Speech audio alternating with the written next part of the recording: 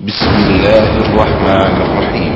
ومن أحسن قولا ممن دعا إلى الله وعمل صالحا وقال إنني من المسلمين. بسم الله الرحمن الرحيم.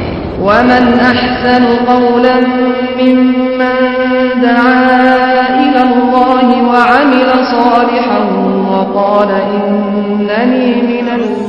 جزاک اللہ خیر.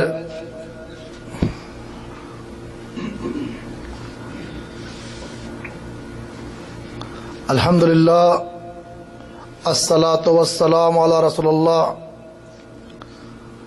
اما بعد، اعوذ باللہ من الشیطان الرجیم. یا ایھا الذین آمنوا قوا انفسکم اہلکم نارا.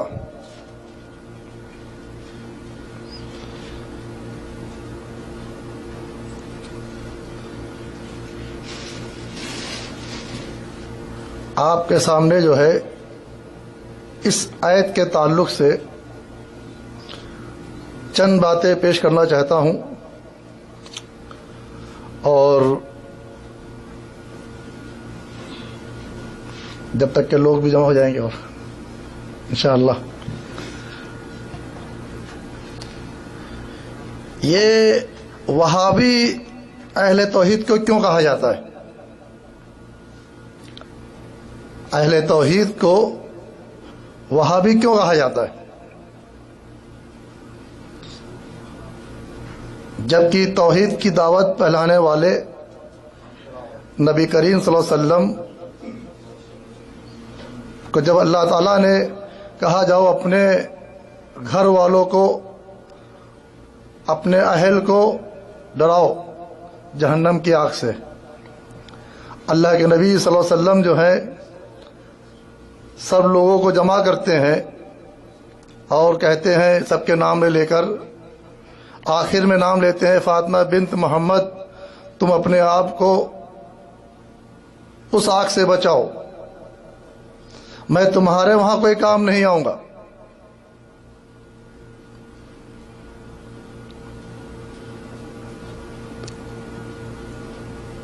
کلمۃ لا الہ الا اللہ کی جب دعوت دی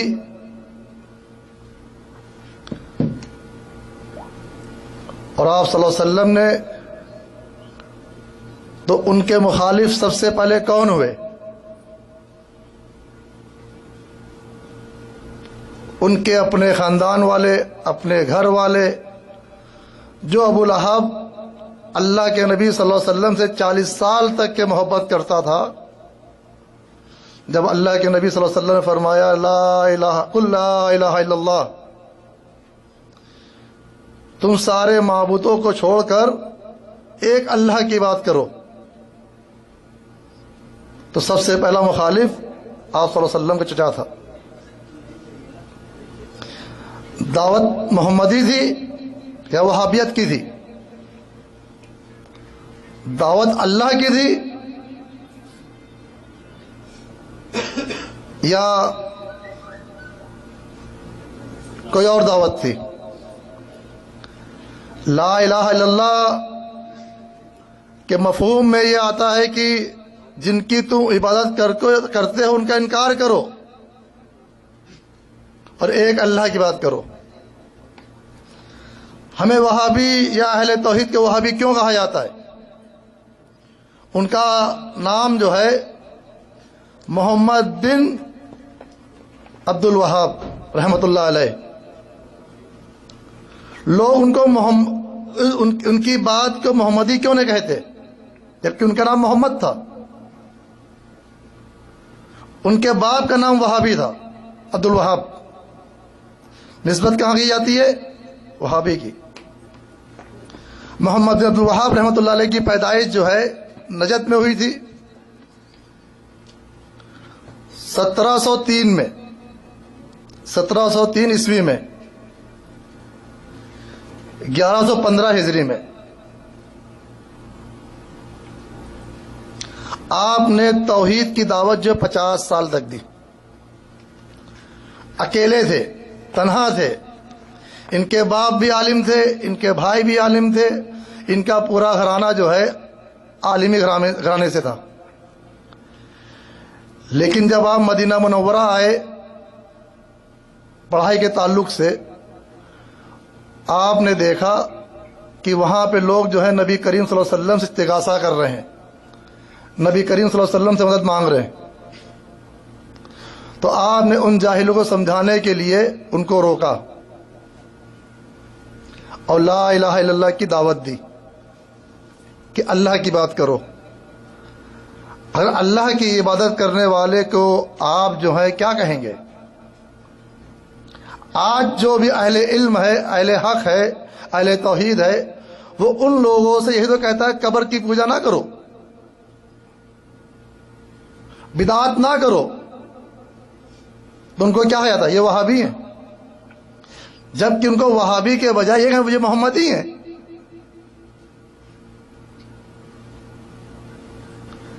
یہ محمدی ہونا چاہیے نا. امام بخاری رحمۃ اللہ کیا نام ہے؟ محمد بن اسماعیل، یہ نام ہے نا. امام شافعی رحمۃ اللہ علیہ کا کیا نام ہے؟ محمد بن ادریس.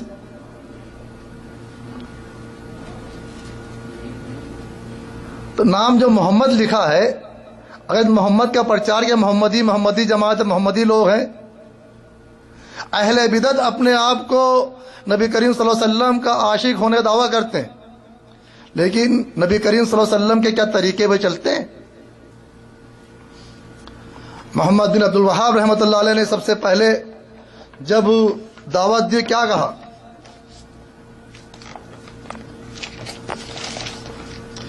میں جس چیز کو لے کر کھڑا ہوا ہوں اور اس کی دعوت دی ہے وہ ہے کلمۃ لا الہ الا اللہ، ارکان اسلام ہے اور امر بالمعروف نہی عن منکر ہے. اگر تم اس کو مضبوطی سے پکڑ لو، اگر تم اس دعوت کو مضبوطی سے پکڑ لو اور اس کی مدد کرو، مضبوطی سے پکڑ لو اور اس کی مدد کر لو. مدد کس کی جائے گی؟ اہل توحید کی. تو اللہ تعالیٰ تمہارے لیے، اللہ تعالیٰ تمہیں تمہارے دشمنوں پر غالب کرے گا. اللہ تعالیٰ تمہارے دشمن پر تمہیں غالب کرے گا. یہ کس سے کہہ رہے ہیں؟ یہ اس ایریے کا ایک امیر تھا، اس کا نام تھا سلیمان، کہ تم اگر میرا ساتھ دے دو گے تو اللہ تعالیٰ جو ہے کلمۃ لا الہ الا اللہ کی دعوت دینے کی وجہ سے اللہ تعالیٰ جو ہے تم کو دشمنوں پہ غالب کرے گا. میں آپ لوگ سے سوال کرنا چاہتا ہوں، دلی میں جہاں پہ نظام الدین جہاں بھی نظام الدین کا مرکز ہے تبلیغی جماعت کا، اور اس کے برابر میں ہی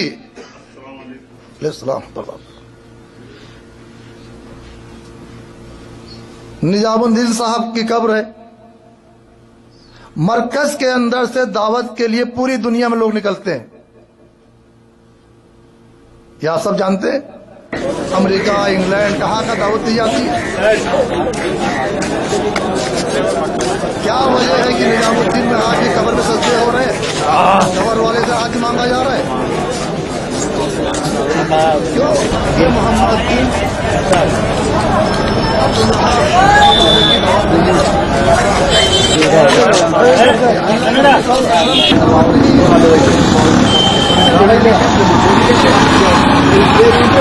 آپ کو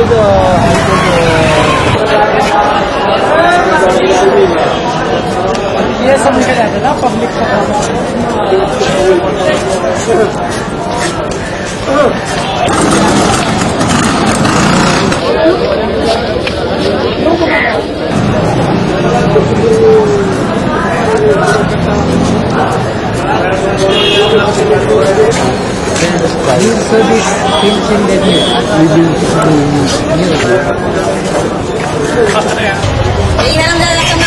چھتی طور پر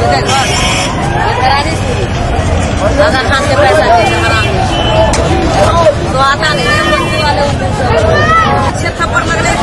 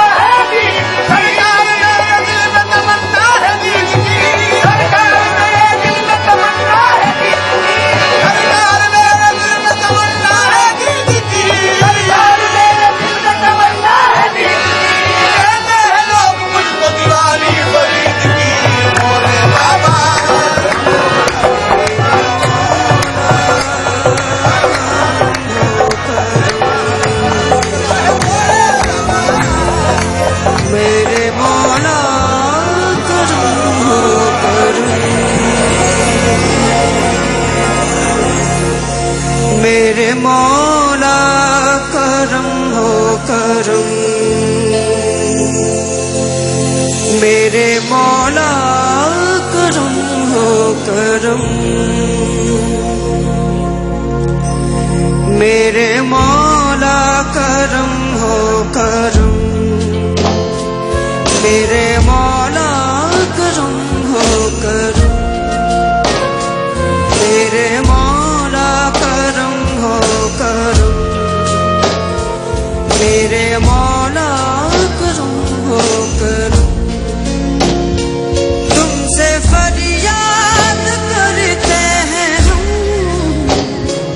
تم سے فریاد کرتے ہیں ہم،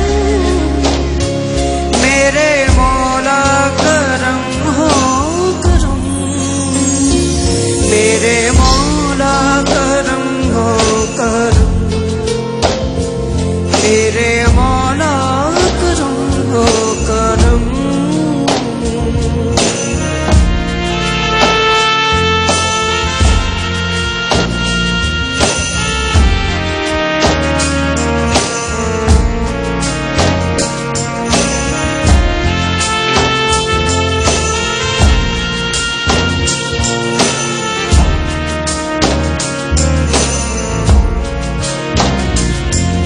زمین اور یہ آسمان تیرے قبضے میں ہے دو جہاں، سب پہ تو ہی تو ہے مہربان، ہم تیرے در سے جائیں کہاں، تو ہی سنتا ہے سب کی صدا،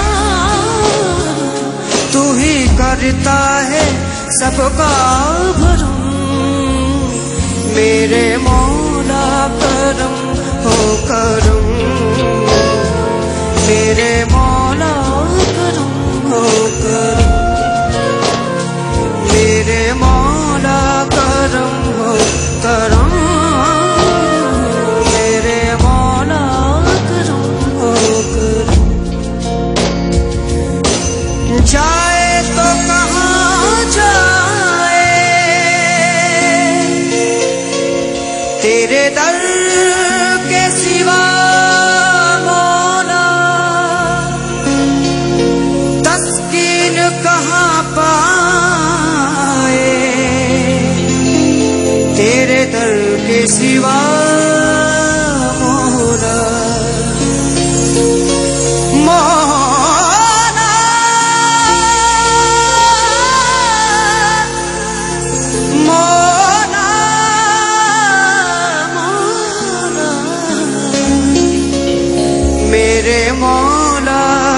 کرم ہو کرم،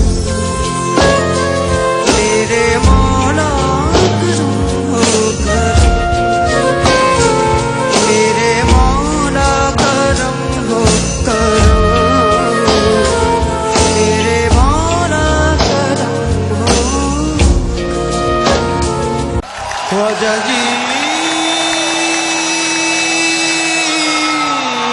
خواجہ خواجہ جی،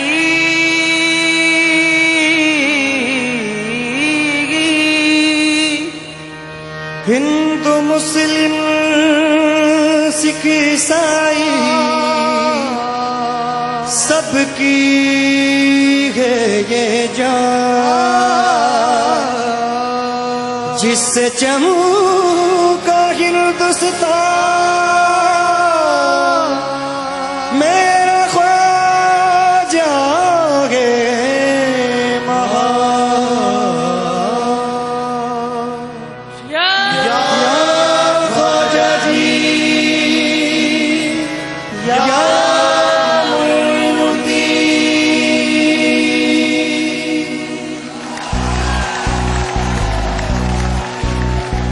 خواجہ میرے خواجہ، خواجہ میرے خواجہ،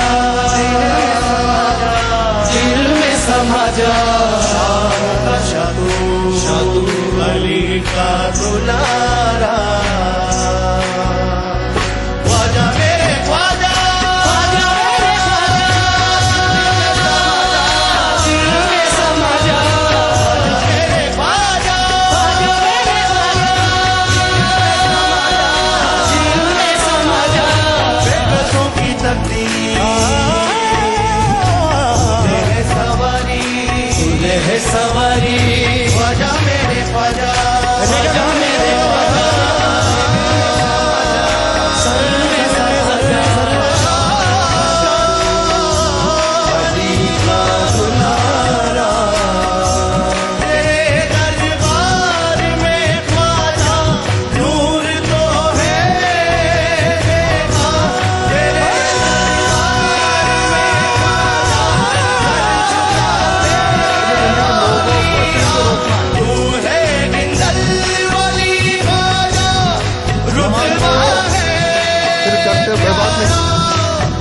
قبر کی پوجا کرتے ہو کوئی بات نہیں، قبر کو کرتے ہو کوئی بات نہیں، شرک کر لو، تعویذ پہنتے ہو کوئی بات نہیں، لیکن صاحب نماز پڑھنے کی دعوت دی جائے۔ آپ جا کے اپنے اپنے ملکوں میں اپنی اپنی مسجدوں دیکھیں، جب سلام پھیریں گے تبلیغی جماعت کے لگے ہوئے لوگوں کے گلوں میں تعویذ گنڈا ہوگا نہیں ہوگا؟ تو سب سے پہلی دعوت کس کی دینا ہے؟ کامیابی کس میں ہوگی؟ لا الہ الا اللہ کی دعوت میں۔ یہ طریقہ کس کا ہے؟ محمد بن عبداللہ رحمۃ اللہ علیہ کا، علیہ السلام کا، محمد بن عبداللہ علیہ السلام، نبی کریم صلی اللہ علیہ وسلم کا طریقہ ہے۔ اس کی جو لوگ بھی تعلیم دیں گے، جو لوگ جس کو آگے بڑھائیں گے، بھلے ہی وہ اکیلے کھڑے ہوں، وہ کامیاب ہوں گے۔ یہ آپ نجد سے نکلے تھے، ایک یہودی بتاتا ہے، پادری ہے، یہودی پادری بتاتا ہے کہ جب محمد بن عبد الوہاب رحمۃ اللہ علیہ کا آل سعود کی حکومت ہوئی، مکے کے اندر آمین کی آواز اس سے پہلے بھی سننے میں نہیں آئی۔ 300 ہجری کے بعد اور وہ 900 سال کے بعد دور آیا۔ مجاوری مکے میں عام تھی، جدے میں عام تھی، پورے سعودی مجاوری ہوتی تھی، قبر کی پوجا ہوتی تھی۔ یہ محمد بن عبد الوہاب رحمۃ اللہ کی دوبارہ کوشش رہی اور اکیلے نکلے، ان کے باپ ان کے مخالف، ان کے بھائی ان کے مخالف، جبکہ بڑے عالم تھے۔ آپ تاریخ پڑھیں تو ان کی، ہم جگہ وہابی ہو، ارے محمد بن عبد الوہاب محمدی کہو، وہابی کیوں کہتے ہو؟ ہم تو محمدی ہیں، نبی کریم صلی اللہ علیہ وسلم کی راہ شریعت پہ چلنے والے، اور جن لوگوں نے شریعت کو آگے بڑھایا ہم ان کی پیروی کرتے ہیں۔ انہی باتوں سے انہی الفاظوں اپنی بات ختم کرتا ہوں۔ میں شیخ کو دعوت دیتا، تشریف لائیں اخلاق بھائی، اپنے پروگرام کا آغاز کریں۔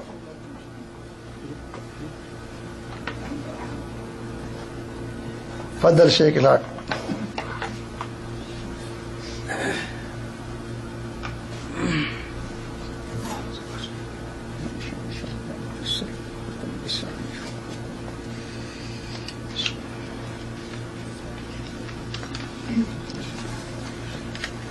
السلام علیکم ورحمۃ اللہ وبرکاتہ.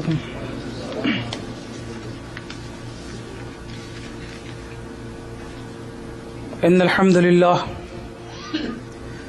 نحمده ونستعینه ونستغفره ونؤمن به ونتوکل علیہ ونعوذ باللہ من شرور انفسنا ومن سیئات اعمالنا من يهده الله فلا مضل له ومن يضلل فلا هادي له وأشهد أن لا إله إلا الله وحده لا شريك له وأشهد أن محمدا عبده ورسوله. أما بعد فإن خير الحديث كتاب الله وخير الهدي هدي محمد صلى الله عليه وسلم وشر الأمور محدثاتها وكل محدثة بدعة وكل بدعة ضلالة وكل ضلالة في النار. أعوذ بالله من الشيطان الرجيم. بسم الله الرحمن الرحيم. يا أيها الذين آمنوا اتقوا الله حق تقاته ولا تموتن إلا وأنتم مسلمون.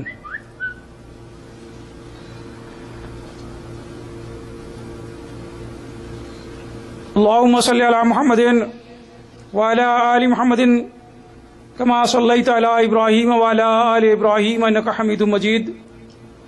اللهم بارك على محمد وعلى آل محمد كما باركت على إبراهيم وعلى آل إبراهيم إنك حميد مجيد.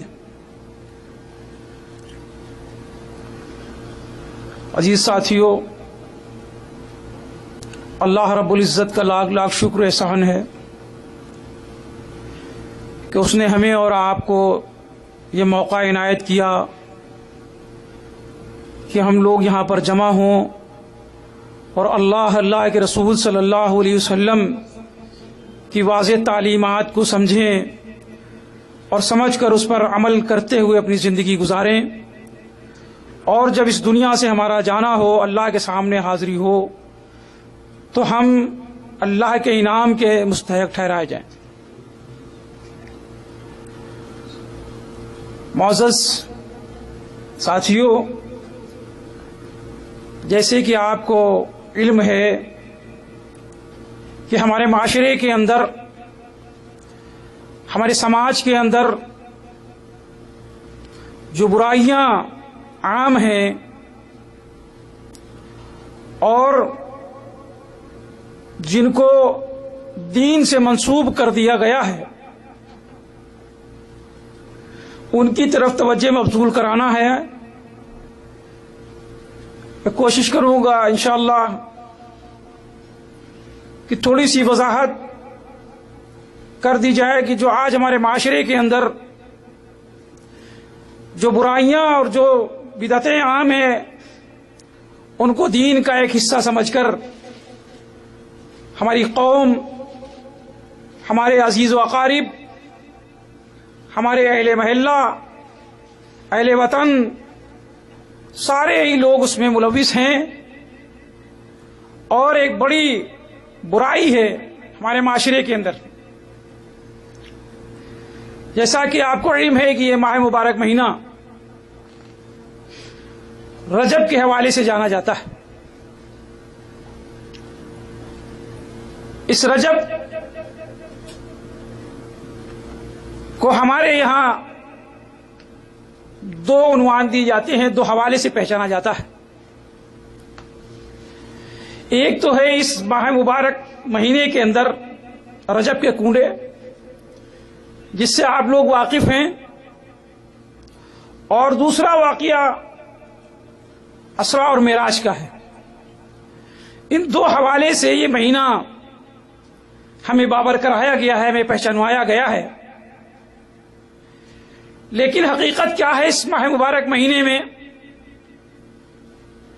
اس کے بارے میں ہم نے کوئی کوشش نہیں کی کہ ہم دیکھیں اور سمجھیں اس ماہ مبارک مہینے میں ہمیں کیا حکم ملا ہے. جبکہ اللہ تعالیٰ نے قرآن مجید کے اندر فرمایا ہے کہ ان عدۃ الشہور عند اللہ اثنا عشر شہرا فی کتاب اللہ یوم خلق السماوات والارض منہما اربعۃ حرم، کہ بے شک اللہ کے نزدیک ان مہینوں کی گنتی 12 ہے، اور اس وقت سے ہے جب سے اللہ تعالیٰ نے زمین و آسمان کو پیدا کیا، اور اس میں 4 مہینے حرمت والے ہیں۔ اللہ تعالیٰ نے اس مہینے کو، اس رجب کو حرمت والا قرار دیا ہے۔ ان 4 مہینوں میں یہ مہینہ حرمت والا ہے۔ اس کے بعد متواتر ذی القعدہ، ذی الحج اور محرم متواتر 3 ماہ حرمت والے مہینے قرار دیے گئے ہیں۔ لیکن بڑے افسوس کا مقام ہے کہ جو اللہ تعالیٰ نے اس ماہ مبارک مہینے کو حرمت والا قرار دیا ہے، اس کو کسی ذات، کسی شخصیت کے نام سے منسوب کر دیا گیا، اور اس کو ایک دین کا حصہ قرار دیا گیا ہے، جبکہ اللہ تعالیٰ نے یہ پورے 12 مہینوں کو دیکھیں تو اللہ تعالیٰ نے 2 مہینوں کو اپنی عبادت سے خاص منسوب کیا ہے۔ ایک رمضان کا مہینہ، شہر رمضان الذی انزل فیہ القرآن، کہ اس ماہ مبارک مہینے میں اللہ تعالیٰ نے قرآن نازل کیا۔ دوسرا حج کا مہینہ ہے، وَلِلَّهِ عَلَى النَّاسِ حج البیت من استطاع الیہ سبیلا۔ یہ 2 ماہ مبارک مہینے ہیں جو اللہ تعالیٰ نے خصوصاً اپنی عبادت کے لیے ان کو منسوب کر دیا ہے۔ بقیہ کوئی مہینے ایسے نہیں ہیں کہ جو کسی سے منسوب کیے گئے ہوں، لیکن ہمارے سماج کے اندر کچھ لوگوں نے ان مہینوں کو کسی نہ کسی نام سے منسوب کر دیا ہے، اور اس کو ایک دین کا حصہ دکھا کر، بتا کر ہمیں ان اشخاص کی عبادت اور پوجا کرائی جا رہی ہے جن کے نام سے یہ منسوب کرائے گئے مہینے۔ چنانچہ آپ دیکھیں کہ اس رجب کے مہینے میں جو بدعت اور شرکیہ افعال کیے جاتے ہیں ان کو خانواد رسول سے جوڑ دیا ہے۔ بڑی ہوشیاری سے جن لوگوں نے اس پر عمل کیا ہے انہیں پتا ہے کہ یہ امت محمدیہ صلی اللہ علیہ وسلم نبی کے نام پر جو چاہے ان سے عمل کرا لو، نبی کے نام پر یہ جان دے دیں گے، نبی کے نام پر یہ اپنا مال بھی خرچ کر دیں گے، نبی کے نام پر چاہے جو افعال ان سے کرا لو یہ راضی برضی کرنا شروع کر دیں گے۔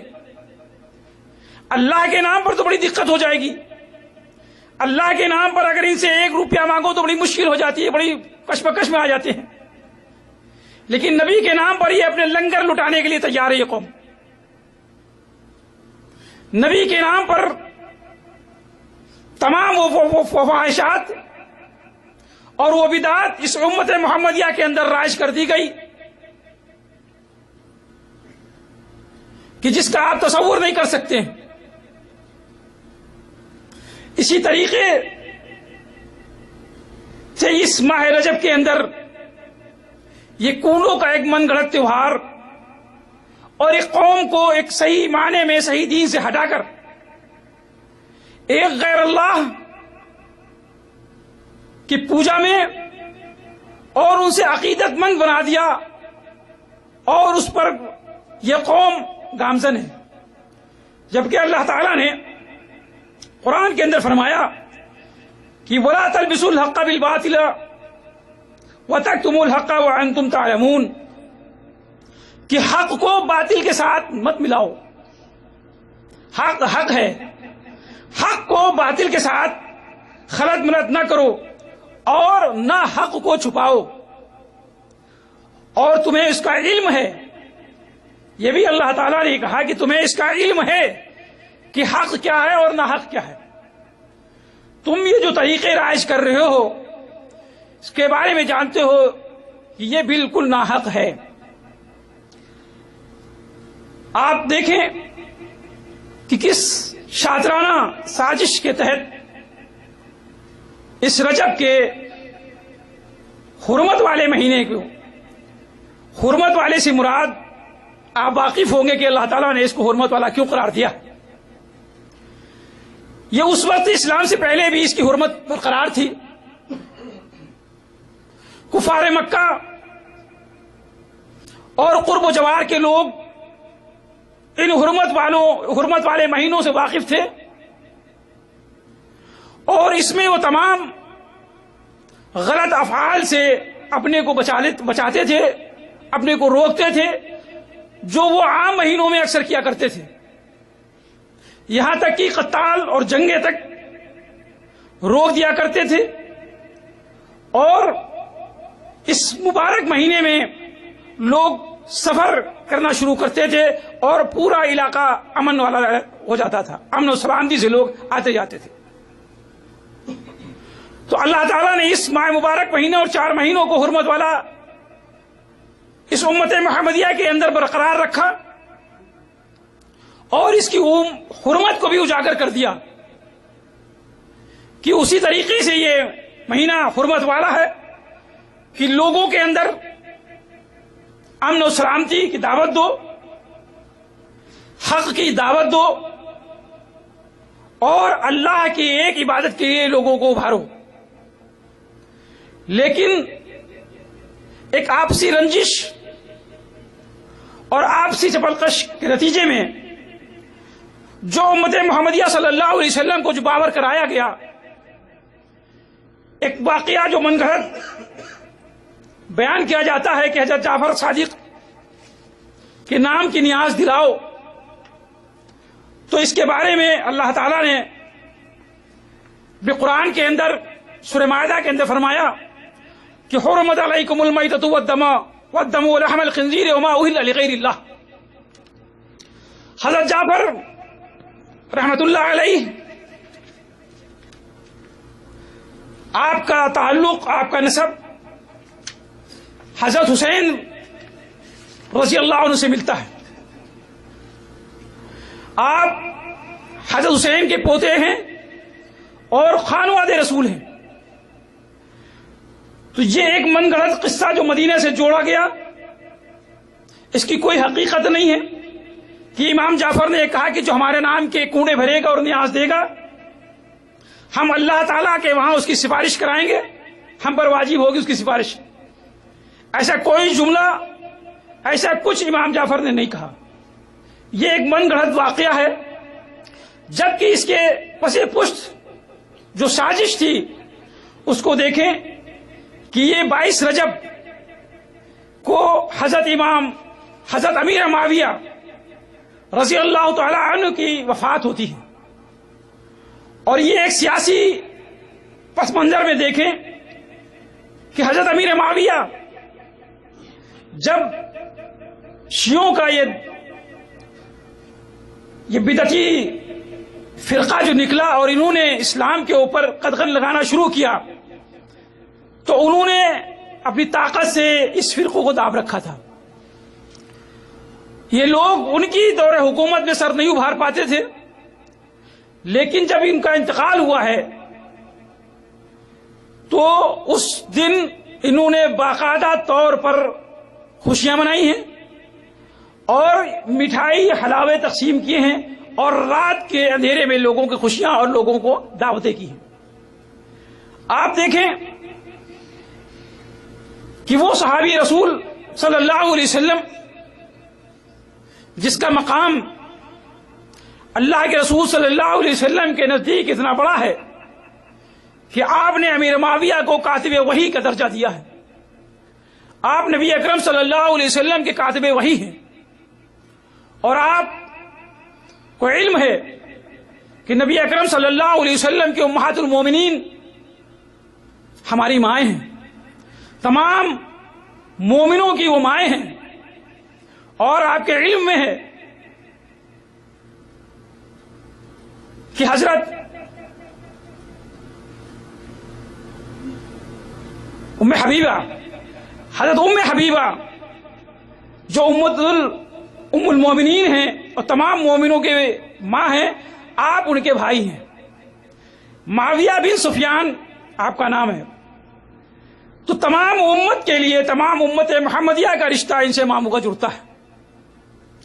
اس رشتے کو ان لوگوں نے کن الفاظ میں بیان کیا ہے، وہ الفاظ ہم آپ کے سامنے لانے سے قاصر ہیں۔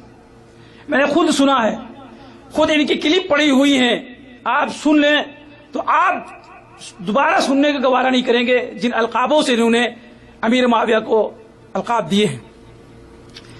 لیکن یہ جانتے ہیں کہ نبی اکرم صلی اللہ علیہ وسلم کے خانوادے سے اگر کسی کو نکالا جائے اور اس کے نام پر کوئی چیز دی جائے تو یہ قوم اس چیز کو لے لے گی۔ لہذا آپ دیکھیں کہ امام جعفر کا تعلق اس 22 رجب سے کوئی نہیں ہے اس کا لینا دینا۔ امام جعفر کی ولادت تقریباً 8 رمضان 80 اور وفات 15 شوال 148 ہجری ہے۔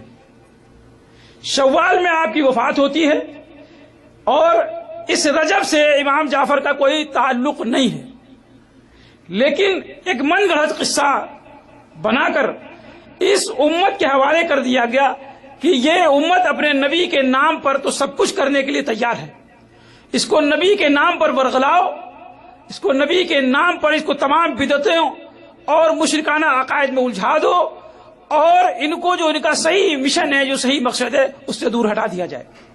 یہ ایک بدعت ہمارے سماج کے اندر، ہمارے معاشرے کے اندر اتنی کثرت سے راج ہے کہ آپ لوگ بھی شاید ہی ایسی بدعت سے بچ سکے ہوں گے، اللہ کہ اللہ نے جس شخص کو ہدایت دے دی ہو وہ اس سے بچ پایا ہو، لیکن بہت ہی مشکل ہے۔ اس وقت نہیں تو اپنے بچپنے پہ غور کریں، اپنے اور جو جس وقت ہمیں اللہ نے یہ ہدایت نہیں دی تھی، ہمارا معاشرہ وہی تھا، ہم بھی اسی میں ملوث تھے اور ان تمام غلط افکار اور غلط طریقے میں ہم ملوث تھے، لیکن اللہ تعالیٰ کا ایک احسان ہے کہ اللہ تعالیٰ نے ہمیں یہ ہدایت دی، ایک فرق واضح کر دیا کہ اللہ کے رسول صلی اللہ علیہ وسلم کی تعلیمات کیا ہیں اور ان باطل فرقہ باطل طبقے کی تعلیمات میں کس طریقے سے ہمیں الجھایا گیا ہے۔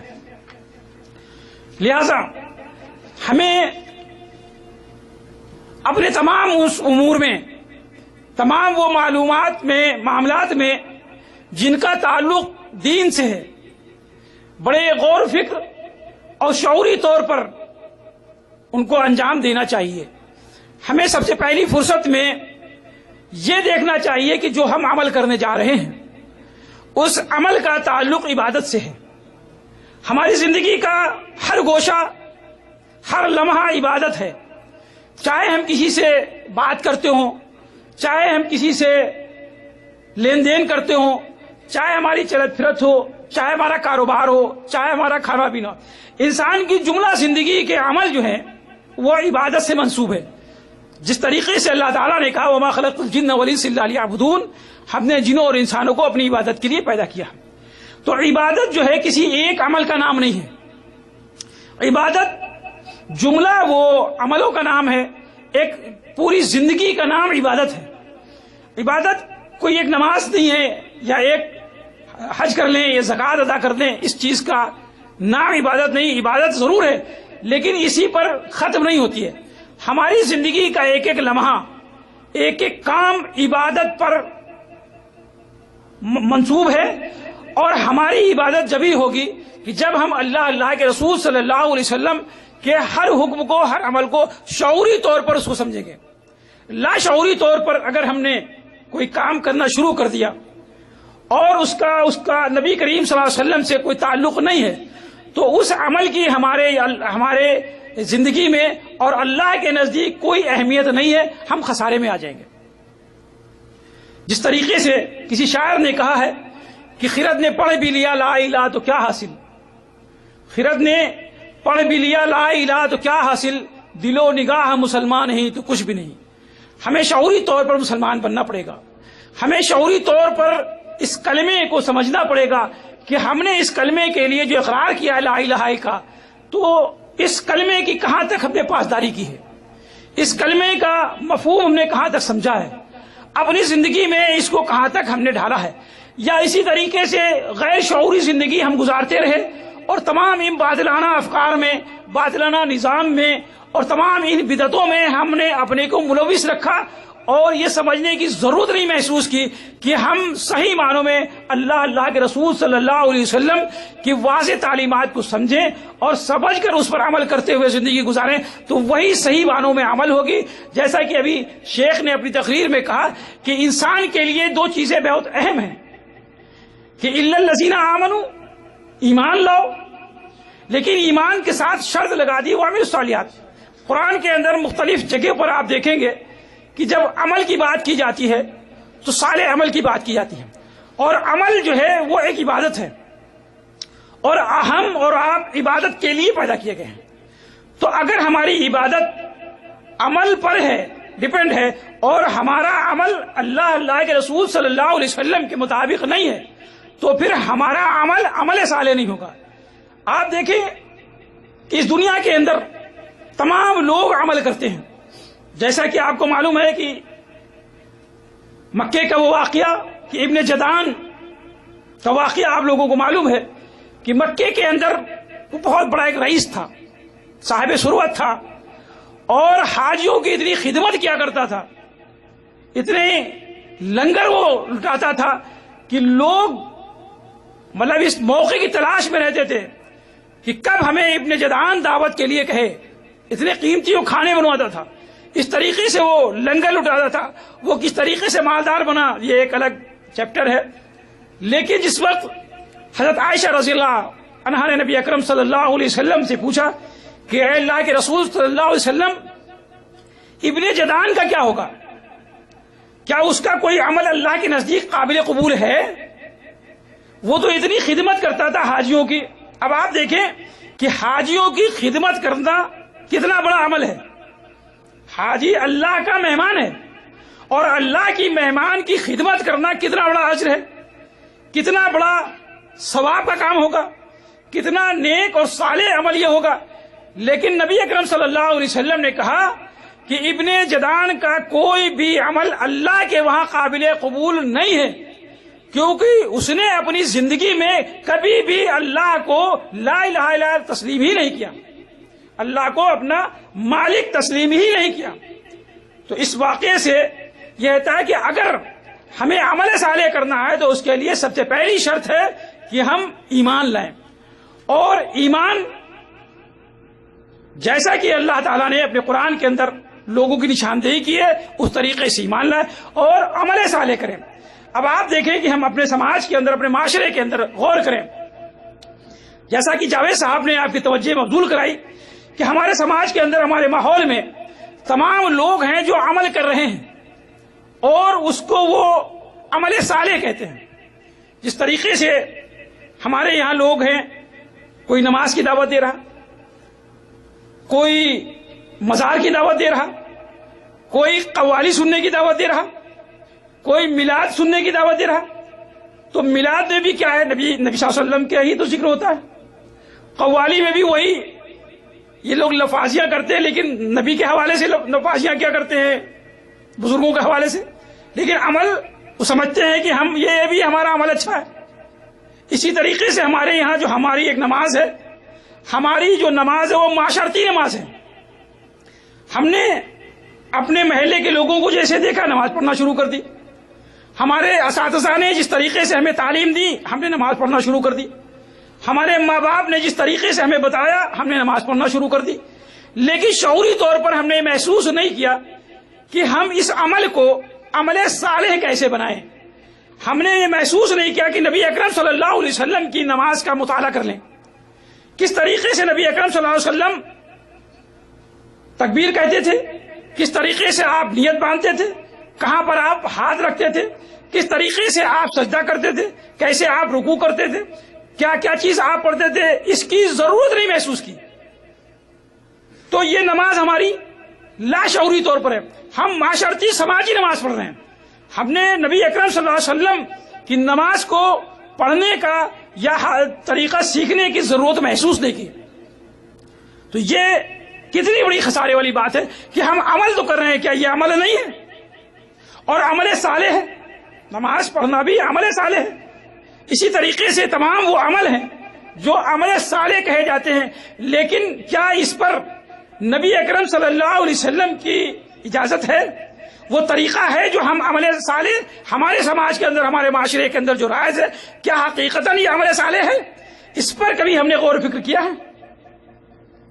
ہم ایک رسمی زندگی گزار رہے ہیں، ہمیں جو رسماً دین دیا گیا، رسموں کے حساب سے جو دین دیا گیا، ہم اس پر مطمئن ہیں اور اپنی زندگی کو گامزن کیے ہوئے ہیں. لیکن یہ ضرورت محسوس نہیں کی کہ جب اللہ تعالیٰ نے شرط لگا دی ہے کہ الذین آمنوا وعملوا الصالحات، تم ایمان تو لیا ہو لیکن تمہارا ایمان بھی قابل قبول جب ہوگا جب عمل صالح کرو گے، اور عمل صالح کے لیے ضرورت ہے کہ اطیعوا اللہ واطیعوا الرسول. اگر ہم اللہ کے رسول صلی اللہ علیہ وسلم کے بتائے ہوئے طریقے کے مطابق اپنے عملوں کو نہیں کریں گے تو پھر وہ عمل صالح نہیں ہوگا، اور اگر عمل صالح نہ ہوا تو ہماری وہ عبادت نہیں ہوگی، وہ ایک دکھاوا ہوگا جس کے بارے میں تمام وعیدیں آئی ہیں.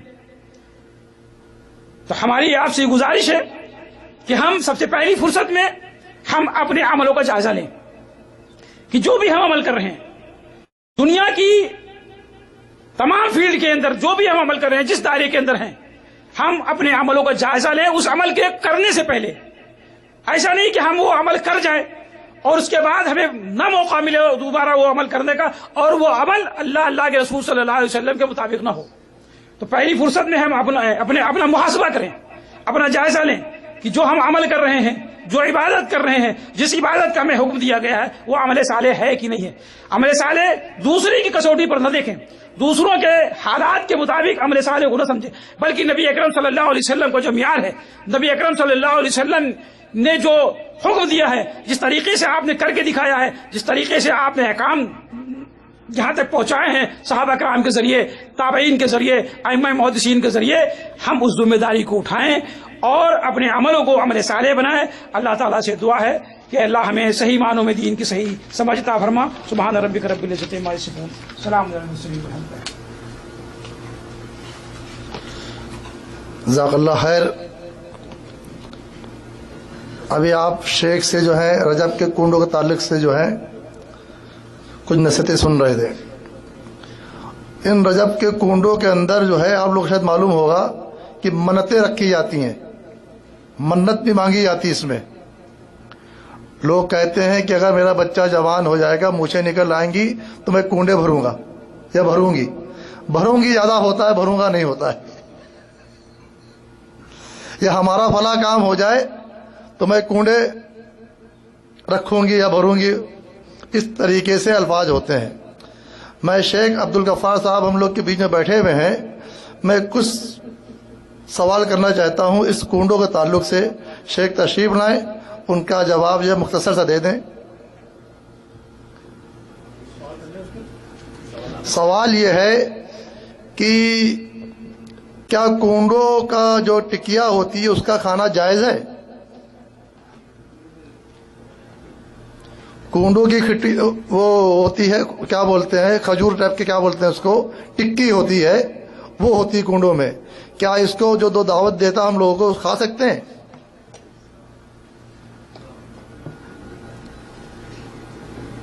بسم اللہ الرحمن الرحیم. ابھی ہمارے جاوید بھائی نے جو سوال کیا ہے کہ کونڈوں کے ٹکیا کھانا جائز ہے یا نہیں جائز ہے. اللہ تبارک و تعالی نے ہم لوگوں کے لیے کچھ کھانوں کو حلال کیا ہے، کچھ کھانوں کو حرام کیا ہے. لیکن جو چیزیں حلال ہیں ان میں سے بھی طریقہ کار مختلف ہوتا ہے. اگر اس کو جائز طریقے سے استعمال کیا جائے تو حلال ہے، اور اگر ناجائز طریقے سے استعمال کیا جائے تو وہی حرام ہو جاتا ہے. ابھی ہمارے جیسے اخلاق بھائی نے قرآن کی ایک آیت پڑھی تھی سورہ مائدہ کی کہ حرمت علیکم المیتۃ والدم ولحم الخنزیر وما اہل لغیر اللہ بہ. تو غیر اللہ کے نام پہ جو بھی ذبح کیا جائے وہ حرام ہے. غیر اللہ کے نام پہ جو بھی ذبح کیا جائے وہ حرام ہے. اب ظاہر بات ہے کہ رجب کے جو کونڈے ہوتے ہیں جس کا اسلام میں کوئی تصور بھی نہیں ہے، جس میں شرک کا شائبہ ہے، جو بات کی نئی ایجاد ہے، اور جس پر اللہ اس کے رسول کا حکم بھی نہیں ہے، جب رجب کا کونڈا حرام ہے تو اس سے متعلق جتنی بھی چیزیں ہیں، چاہے ٹکیا ہوں، چاہے بریانی ہو، کوئی بھی چیز ہو، سب کے سب حرام ہے. اللہ تعالیٰ ہم لوگوں کو اس سے محفوظ رکھے.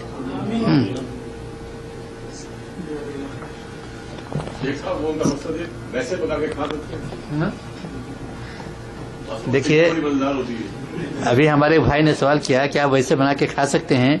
रजब के मौके पर या उस दिन में वैसे भी बनाकर भी खाना नहीं चाहिए, इसलिए कि मन तशब्बह बिक़ौमिन फहुव मिनहुम। हाँ, आम तरीके से क्या होता है, आप तो चले गए कहीं मार्केट में, आवाए घर में पा गए, खा लिए। औरतें जो होती है कमज़ोर तबीयत की होती है, उनको दीन की इतनी बातें नहीं मालूम होती जैसे आपके यहाँ प्रोग्राम में मालूम होती है, तो उन्हें वही तस्वर करके बना लिया और आपने खा लिया। तो इसका भी ख्याल रखना चाहिए, बहरहाल तमाम चीज़ से बचना चाहिए और घर में ख़ास तरीके से औरतों को इस पर मुतनब्बे करना चाहिए।